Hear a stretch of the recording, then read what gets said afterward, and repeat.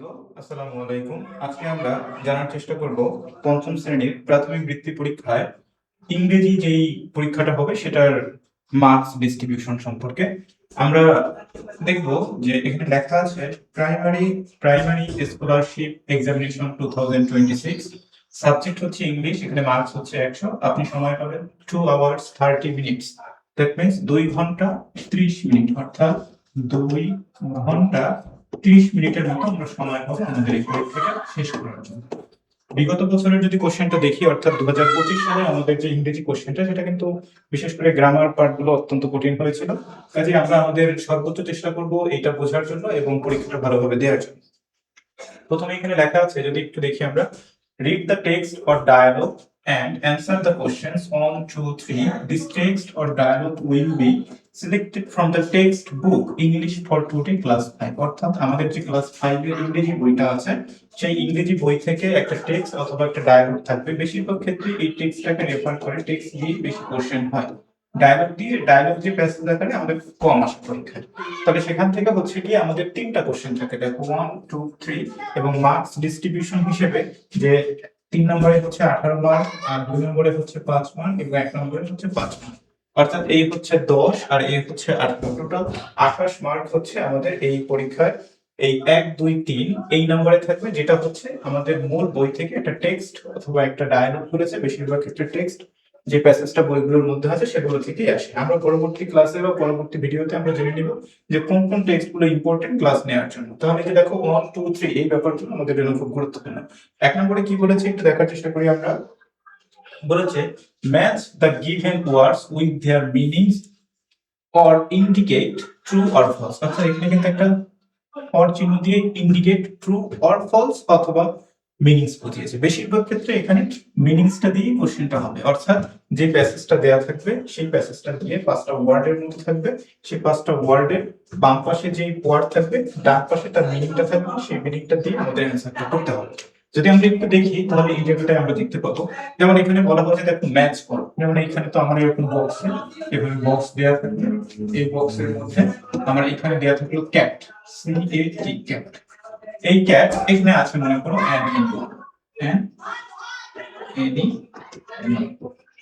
So আমাকে এটা match করতে হবে। খাতায় তো আমরা লিখবো যে ক্যাট ক্যাট লিখে আমরা একটা এভাবে আলোচনা দিই, আমরা অ্যানিমাল লিখে দিই, আমাদের অ্যান্সার ওকে হয়ে যাবে। তো এই ওয়ার্ডগুলো আসলে যে প্যাসেজটা আমার দেয়া থাকবে সেই প্যাসেজের মধ্যে থেকে আমাদের এই অ্যান্সারগুলো থাকবে। যেমন রোজ থাকলে আমরা লিখবো এ ফ্লাওয়ার, ডক্টর থাকলে লিখবো a person, etcetera etcetera. True false এর ব্যাপারটা যদিও এটা দিয়ে কোশ্চেন খুব একটা বেশি হবে না এখানে, তারপর ট্রু ফলস যদি আসে তাহলে তো আমরা লিখবো যে বাক্যটা দেয়া থাকবে ওটা দিয়ে ট্রু হলে আমরা ট্রু লিখবো, ফলস হলে আমরা ফলস লিখবো। যেমন a cow gives us milk, এটা হচ্ছে true, and on the other side the moon is bigger than the sun, তো the moon is bigger than the sun এটা হচ্ছে ফলস। তো এই ধরনের কোশ্চেন গুলো আসলে 1 নম্বরে আসবে না আমরা ধরে নিতে পারি। আমাদের ক্ষেত্রে গুরুত্বপূর্ণ বিষয়টা হচ্ছে গিয়ে যে আমাদের 1 নম্বরে হচ্ছে গিয়ে এই যে ওয়ার্ডস উইথ देयर মিনিংস, এটা গুরুত্বপূর্ণ, এটা আসবে।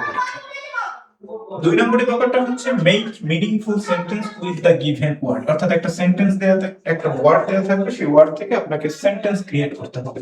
যেমন এটা যদি আমরা একটু দেখি, এখানে বলা হয়েছে যে make sentences with given word. একটা ওয়ার্ড মনে করে দেওয়া আছে সান, এই সান দিয়ে তুমি একটা বাক্য গঠন করবে, the sun rises in the east, এই সানের নিচে আমরা হচ্ছে একটা আন্ডারলাইন করে দিব। এটা হচ্ছে আমাদের জন্য 2 নম্বর। এরকম বিভিন্ন শব্দ দেয়া থাকবে, তবে ওই শব্দগুলো আমাদের প্যাসেজের মধ্যেই থাকবে। প্রথমে যে প্যাসেজটা দেয়া থাকবে, এখানে যে প্যাসেজটা আছে টেক্সট বুক থেকে, ওই প্যাসেজের মধ্যে থেকে এই সেন্টেন্সগুলোর উত্তর খুঁজে খুঁজে বের করে আমরা অ্যানসারটা লিখবো। সো এটা আমাদের জন্য একটু ইজি, 1, 2, 3 এর মধ্যে এটা হচ্ছে আমাদের জন্য অনেকটাই ইজি। আচ্ছা, এরপরে একটু সময় নিচ্ছি আমি।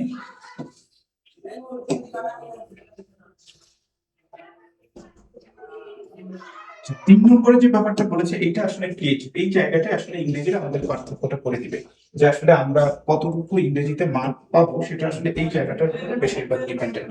বলেছে answer the following questions in sentences, answer the following questions, অর্থাৎ প্লুরাল কোশ্চেন থাকবে হচ্ছে আপনার 6টা, এজন্য কিন্তু বলেছে কোশ্চেনস ইন সেন্টেন্সেস, উত্তরগুলো হচ্ছে আমাকে সেন্টেন্সেস দিতে হবে, অর্থাৎ একটা সেন্টেন্স না, একটা সেন্টেন্সের বেশি সেন্টেন্সে আমাকে উত্তরটা দিতে হবে।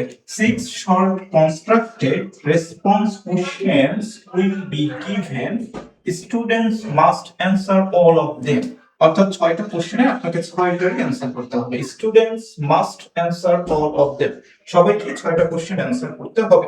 এবং বলা হয়েছে answer the following questions in sentence. এই সেন্টেন্স যে কোশ্চেনটা থাকবে সেটা আমার এই যে টেক্সট বুকে যে প্যাসেজটা উপরে আপনার দেয়া থাকবে সেটার মধ্যে দিয়ে আপনার কোশ্চেনগুলো থাকবে, সেটার মধ্য থেকে আপনাকে উত্তরগুলো দিতে হবে। তবে মজার ব্যাপারটা হচ্ছে উত্তরগুলো আপনার সেন্টেন্স না, সেন্টেন্সে দিতে হবে। সেন্টেন্স অর্থাৎ পুরো কথাটা বলছে ওইভাবে আপনাকে উত্তরটা দিতে হবে।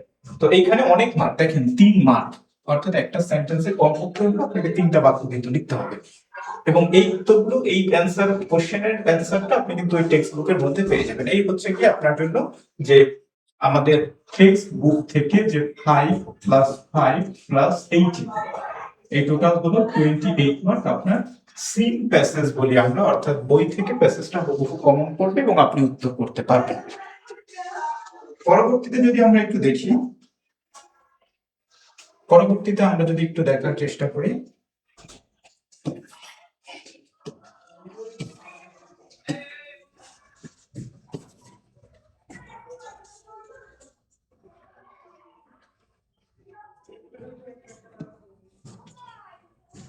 বলা হয়েছে 4, 5, 6 এই কোশ্চেনের অ্যান্সারগুলো আমরা একটু ডিফারেন্ট হতে হবে। দেখেন 4, 5, 6 এই কোশ্চেনের অ্যান্সারগুলো একটু আমরা ডিফারেন্ট হতে দিব। 4 বলা হয়েছে fill in the blanks with the appropriate words from the box। এর আগে কি বলা হয়েছে একটু দেখি, বলা হয়েছে read the text or dialogue and answer the questions। 4, 5 কি শুধু 4, 5 কিন্তু দিতে হবে এখান থেকে। the text dialogue will not given from the textbook, অর্থাৎ টেক্সট বুকের মধ্যে এটা নেই। ইংলিশ হচ্ছে ক্লাস 5, আপনার যে টেক্সট বুকটা আছে সেই টেক্সট বুকের মধ্যে এই অ্যানসারগুলো আপনি খুঁজে পাবেন না, এই কথাটা এখানে বলেছে। অর্থাৎ এখানে যে প্যাসেজটা থাকবে, প্যাসেজটা টেক্সট আকারেও থাকতে পারে, ডায়ালগ আকারেও থাকতে পারে, তবে আমরা শতভাগ শিওর ধরে নিই যেটা টেক্সট আকারে থাকবে, ডায়ালগ আকারে থাকবে না। and answer the questions 4 and 5, এই যে 4 এবং 5 নম্বরে যে অ্যানসারটা দিতে হবে সেটা ওই যে প্যাসেজটা থাকবে, but this passage isn't give from the textbook থেকে এটা দেয়া থাকবে। তাহলে বলা হচ্ছে fill in the blanks with the appropriate words from the book। আমরা যদি একটু দেখি কোশ্চেনটা কেমন কিভাবে হবে, তাহলে আমরা একটু দেখতে পাই এখান থেকে বলা হয়েছে, এটা একটু দেখি 4 নম্বর, এখানে কিছু শব্দ দেওয়া আছে, যদি আমরা একটু দেখিয়ে দেওয়া আছে একটু লক্ষ্য করো, বুক, পেন, ব্যাগ, এই শব্দগুলো আমাদের এখানে দেওয়া আছে। তাহলে এই শব্দগুলো যখন দেওয়া আছে, এখানে বলা হয়েছে রিনা গোস টু ড্যাশ, এটা মনে করে থাকবে না, তাহলে আমাকে এখান থেকে এই শব্দটা নিতে হবে school everyday. She carries a dash, কি এই কিন্তু বক্সের মধ্যে আছে, আমরা কিন্তু ব্যাগ দিয়েছি। Inside the bag there is a book, এই বুক কোথায় পেলাম, এই যে প্যাসেজের মধ্যে আছে বুক। এন্ড দ্য পেন, এই পেন কিন্তু আমরা এখানে, অর্থাৎ এই বক্সের মধ্যে যে শব্দগুলো আছে সেই শব্দগুলো ব্যবহার করে আমাদেরকে অ্যান্সার করতে হবে, যে ফিল ইন দ্য ব্ল্যাঙ্কসটা থাকবে সেটা অ্যান্সার করতে হবে। So this is the part. Next যদি আমরা একটু চিন্তা করি, এরপরে যদি আমরা 5 নম্বরটা একটু চিন্তা করি, 5 নম্বরে কি বলা হয়েছে দেখো, answer the following questions, answer the following questions in sentences. 3 short constructed response questions will be given. Students must answer all of them. 3 short question and constructed, 3টা কোশ্চেন থাকবে, রেসপন্স কোশ্চেনস উত্তর দিতে হবে, will be given উত্তর দিতে হবে, student must answer all of them সবগুলোরই উত্তর দিতে হবে। 3টা কোশ্চেন থাকবে, এক একটায় 3 মার্ক করে 9 মার্ক। অর্থাৎ সেকেন্ড যে প্যাসেজটা আমাদের এখানে থাকলো, সেকেন্ড যে প্যাসেজটা আমরা এখানে পেলাম, সেকেন্ড প্যাসেজটাতে আমরা এই 5 পেলাম 4 নম্বরে, যেটা ফিল ইন দ্য ব্ল্যাঙ্কস, এবং 9 মার্কস পেলাম আমরা হচ্ছে গিয়ে আমাদের জন্য শর্ট কোশ্চেন। এই হচ্ছে আমাদের 14 মার্ক আমরা পেলাম।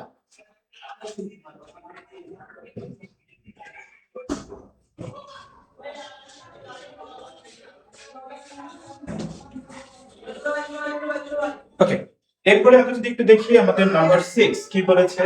6 নাম্বার বলেছে identify the parts of speech of underline words from the following sentences, or read the following sentences or text and change the tense as directed।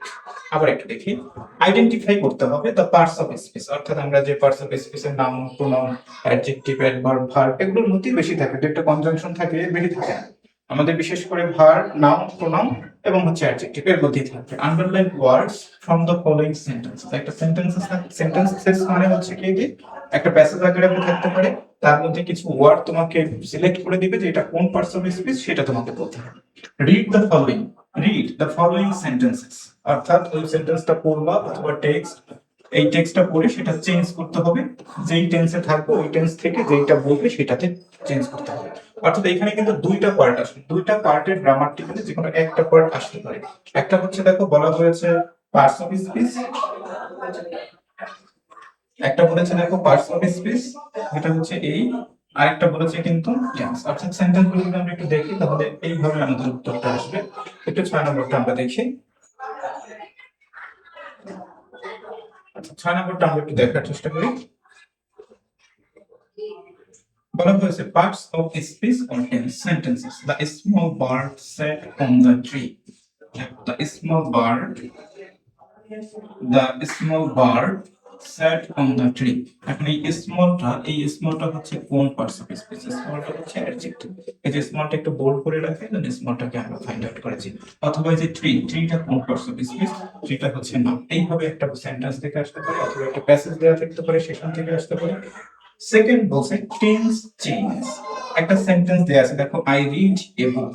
এখন আই রিড এ বুক এটাকে তোমার হচ্ছে পাস্টে নিতে হবে, প্রেজেন্টে আছে এই সেন্টেন্স, এই সেন্টেন্সের এই টেন্সটা হচ্ছে প্রেজেন্ট টেন্স, এটাকে তোমাকে ফার্স্টে নিতে হবে I read a book yesterday, অথবা ফিউচারে বলতে পারে আই উইল রিড এ বুক। এখন এটাকে তোমার প্রেজেন্ট ইনডেফিনিট বলতে পারে, পাস্ট ইনডেফিনিট বলতে পারে, ফিউচার ইনডেফিনিট বলতে পারে, এক্সেট্রা এক্সেট্রা সেন্টেন্স এটা বলতে পারে একটা সেন্টেন্স দিয়ে, যেটাকে ওই টেন্সে ট্রান্সলেট, ওই টেন্সে হচ্ছে গিয়ে রূপান্তর করে আমাদের সেটা করতে হবে। এই হচ্ছে আমাদের number 6।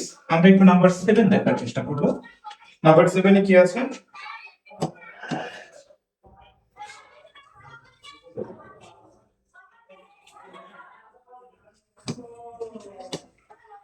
Complete the text adding suffix and prefixes with in the gaps with a and or the। অর্থাৎ এবারের মান বন্টনটাতে আমাদের অনেক বেশি হচ্ছে গিয়ে গ্রামারটা অ্যাড করেছে। যেমন আমরা পার্টস অফ স্পিচ দেখলাম, অর্থাৎ পার্টস অফ স্পিচ আসতে পারে, আবার কিন্তু টেন্সও আসতে পারে। ঠিক 7 নম্বরেও কিন্তু দুইটা টার্ম করেছে, একটু লক্ষ্য করে আমরা, একটা হচ্ছে সাফিক্স এন্ড প্রিফিক্স আসতে পারে, আর একটা হচ্ছে আর্টিকেল, অর্থাৎ এ এন্ড অর দা, এটা কিন্তু বলে হচ্ছে আর্টিকেল। কি বলে এটা লেখার চেষ্টা করি, এটা হচ্ছে আর্টিকেল। অর্থাৎ একটা প্যাসেজ দেওয়া থাকতে পারে, সেখানে কোথায় কোথায় এ এন্ড দি বসবে সেটা দেখতে হবে, অথবা এর সাফিক্স প্রিফিক্সটা কোথায় বসবে সেটা আমরা আমাদের হতে পারে। আমরা একটু উদাহরণের মাধ্যমে দেখার চেষ্টা করি। তাহলে আমরা দেখবো নাম্বার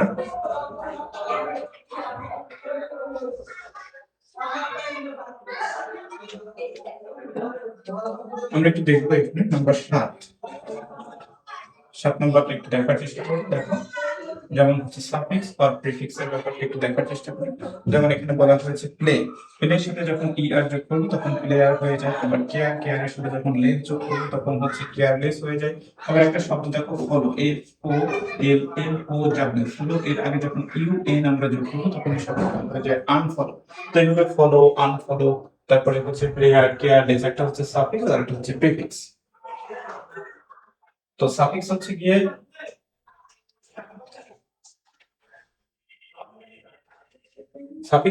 যেটা হচ্ছে পরে যোগ করতে হয়, আর প্রিফিক্স হচ্ছে যেটা হচ্ছে আগে যোগ করতে হয়। তো এরকম কিছু শব্দ আমরা পাবো যেটা আমরা পরবর্তীতে আরো যখন ডিটেইলস আলোচনা করবো তখন এই ব্যাপারটা নিয়ে আমরা আরো বিস্তারিত আলোচনা করতে পারবো। এরপরে বলা হচ্ছে দেখো আর্টিকেল।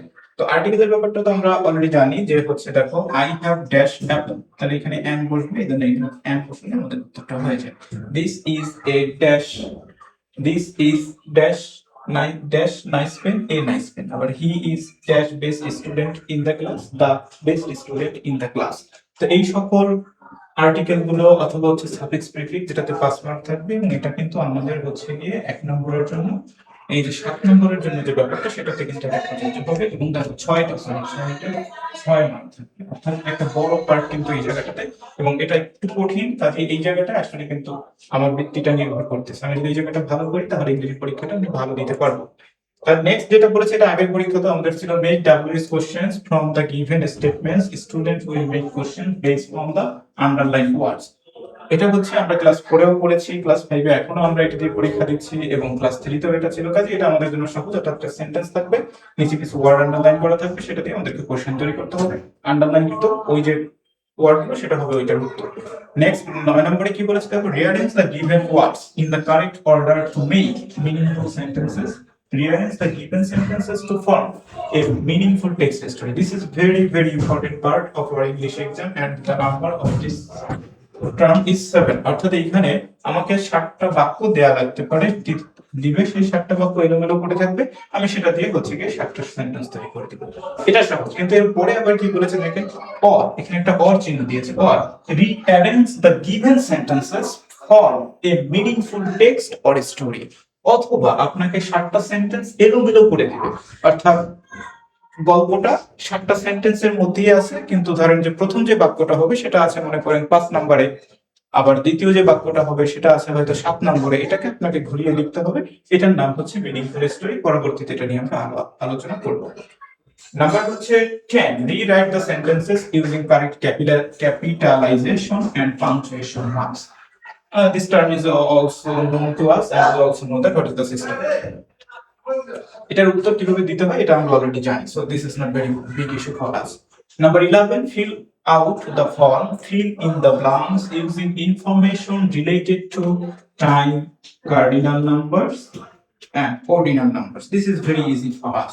বলেছে fill out the form, একটা ফর্মের মতো থাকবে, সেটাকে আপনাকে পূরণ করতে হবে কিছু ইনফরমেশন দিয়ে। এই ইনফরমেশনটা রিলেটেড হবে টাইম অথবা কার্ডিনাল নাম্বারস অথবা অর্ডিনাল নাম্বারস। অর্থাৎ আপনি সকালে ঘুম থেকে কয়টায় উঠেন, তারপরে কয়টায় স্কুলে যান, অথবা তারপরে স্কুল থেকে কয়টায় ফিরেন, তারপরে আপনি আপনার বাড়ির কাজ করেন নাকি খেলাধুলা করেন, এই ব্যাপারগুলো টাইমের সাথে মেনটেন করে আপনার লিখতে হবে, অথবা কার্ডিনাল অথবা অর্ডিনাল নাম্বারের সাথে মিল করে লিখতে হবে। এটার নাম হচ্ছে ফিল আউট দ্য ফর্ম। এখানে হচ্ছে আপনি একটু ব্যাপারটা দেখি, এখানে হচ্ছে 5 মার্ক। আরেকটু বলে রাখি, আমরা হচ্ছে redirect sentence using correct capitalization and punctuation mark যেটা আছে, এটা কিন্তু হচ্ছে 10টা থাকবে, 10টা শূন্যস্থানের মধ্যে থাকবে, 10টা আপনার পাংচুয়েশন মার্ক অথবা ক্যাপিটালাইজেশন মিলে 10টা বসাতে হবে। এক একটা হচ্ছে অর্ধেক, অর্থাৎ 0.5 মার্কস, 10টা মিলে হচ্ছে 5 মার্ক। নেক্সট বলেছে complete the text, complete the sentences text using the correct forms of verbs. This is very important part for us, and this is the most difficult part. I think that all this question number 12 is the very difficult part. Complete the sentences or text using the correct form of verbs. অর্থাৎ আপনাকে verb গুলো লিখতে হবে, একটা সেন্টেন্সের সঠিক verb কোনটা সেটাকে ফাইন্ড আউট করে আপনাকে লিখতে হবে। তো এটা 5টা থাকবে, 5টা ক্লাস নেই। Write a letter, application or email. This is very important part for us now. So লেটারও থাকতে পারে, অ্যাপ্লিকেশনও থাকতে পারে, ইমেইলও থাকতে পারে। বেশিরভাগ ক্ষেত্রে আমাদের লেটারটাকে প্রেফার করা হয় বিগত পরীক্ষাগুলোতে, কিন্তু এবার হচ্ছে অ্যাপ্লিকেশন অথবা ইমেইল, অর্থাৎ 3টা আমাকে শিখতে হবে, যেখানে যে একটা আসবে সেটাতে 10 মার্ক থাকবে। তো এইখানে আসলে আমরা তো অনেকগুলো বলতে পারবো না, আমরা আসলে ফরম্যাটটা শিখবো, যে কিভাবে আসলে যে কোনো লেটার আসলে আপনি লিখতে পারেন, যে কোনো অ্যাপ্লিকেশন আসলে আপনি লিখতে পারেন, অথবা যে কোনো ইমেইল আসলে আপনি লিখতে পারেন। এই ফরম্যাটটা শিখে গেলে আমাদের জন্য খুব বেশি কষ্ট হবে না। নেক্সট বলা হয়েছে দেখেন, write a short composition free writing or by answering a set of provided questions. Step 1 থাকবে two types of short composition. First, free writing. Free রাইটিংটা ফ্রি হতে পারে, অথবা or by answering a set provided questions. কিছু question দেওয়া থাকবে, ওই কোশ্চেনের অ্যান্সার অনুযায়ী আমরা হচ্ছে কম্পোজিশনটা লিখবো, এভাবেও হতে পারে। Students are required to answer all questions, no alternative items are provided. অর্থাৎ এখানে কিন্তু কোনো অল্টারনেটিভ আইটেম থাকবে না। আপনার যেহেতু 14টা আইটেম আছে, 1 থেকে শুরু করে আপনাকে 14টারই অ্যান্সার করতে হবে। এমন না যে 15টা আছে আপনার সেখানে 14টা করতে হবে, একটা বাদ যাবে, এরকম বিষয়টা না। যে যতগুলো দেয়া থাকবে প্রত্যেকটারই অ্যান্সার আপনাকে করতে হবে। ধন্যবাদ সবাইকে। আপনাদের যদি ভালো লেগে থাকে তাহলে সাবস্ক্রাইব করবেন চ্যানেলটাকে, এবং বিভিন্ন তথ্যের জন্য ফলো দিয়ে রাখতে পারেন।